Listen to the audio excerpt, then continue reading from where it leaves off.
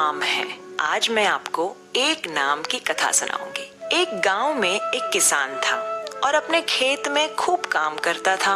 उस खेत में एक दिन ब्राह्मण देवता पधारे और ब्राह्मण को देखकर एक किसान ने उनकी बहुत सेवा की। उन्हें भोजन पानी इत्यादि कराया, उन्हें आराम करने की स्थान दी और जाते वक्त ब्राह्मण से ये किसान ने पूछा, हे ब्राह्मण जी, क्या आप मुझे कोई मंत्र सिखा सकते हैं? तो ब्राह्मण ने कहा जी, और एक बहुत ही लंबा चौड़ा संस्कृत मंत्र सुनाया।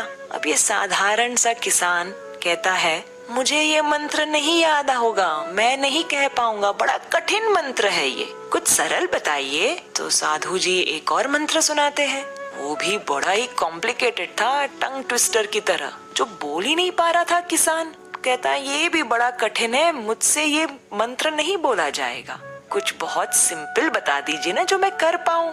तो साधु बहुत ही very kindly he gives him, आप ये एक नाम भगवान श्री कृष्ण का रटते जाइए।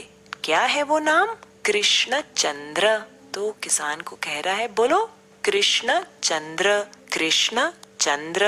अब जैसे तैसे ये बेचारा किसान कोशिश कर रहा है और कह रहा है कृष्ण चंद्र, कृष्ण चंद्र, अलग अलग तरीके से कोशिश कर रहा है, बड़ी मुश्किल से कह पा रहा है एक शब्द जो भगवान श्री कृष्ण का एक नाम है।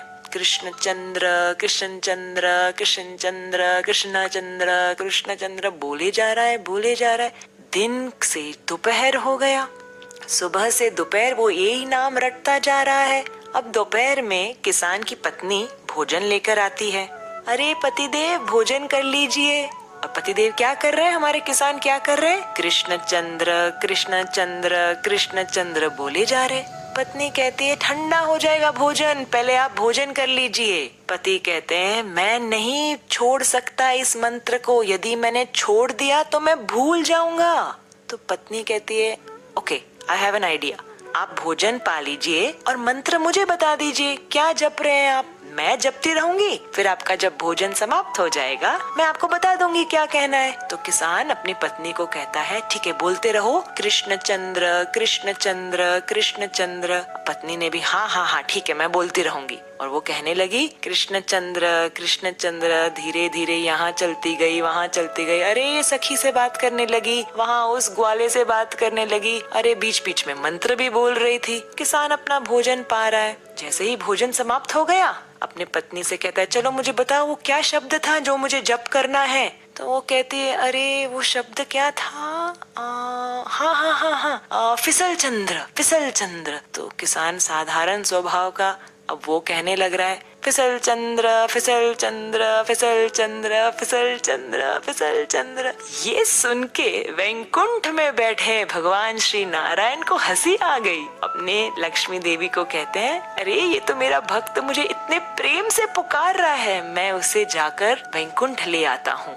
लक्ष्मी जी कहते हैं प्रभु रुकिए रुकिए, आपको सुनाई दे रहा है बराबर वो क्या कह रहा है? वो कह रहा है फिसल चंद्र, फिसल चंद्र। वो आपको नहीं पुकार रहा है, आपका नाम तो कृष्ण चंद्र, कृष्ण चंद्र है। तो भगवान लक्ष्मी जी से कहते हैं अरे ये भी मेरा एक नाम है, तुम्हें पता नहीं? लक्ष्मी जी कहते हैं नहीं। तो भगवान नारायण कहते हैं जब मैं गोकुल में था ना, छोटा सा कन्हैया कृष्णा, तब यशोदा मैया मुझे बहुत सुंदर तैयार करती थी, आभूषण पहनाती थी, सुंदर सुंदर नए वस्त्र पहनाती थी और मुझे भेजती थी ग्वालों के साथ, गैयों के साथ। और मैं दिन भर कभी गोबर में फिसल जाता, कभी यमुना के पानी में फिसल जाता, और फिर कभी तो मैं गोपियों के घर के माखन में ही फिसल जाता। दिन भर यहाँ वहाँ फिसल फिसल के जब मैं शाम को घर आता, यशोदा मैया मुझे कहती आओ मेरे फिसल चंद्र, आओ मेरे फिसल चंद्र, दिन भर कहाँ कहाँ से फिसलते हुए आ रहे हो,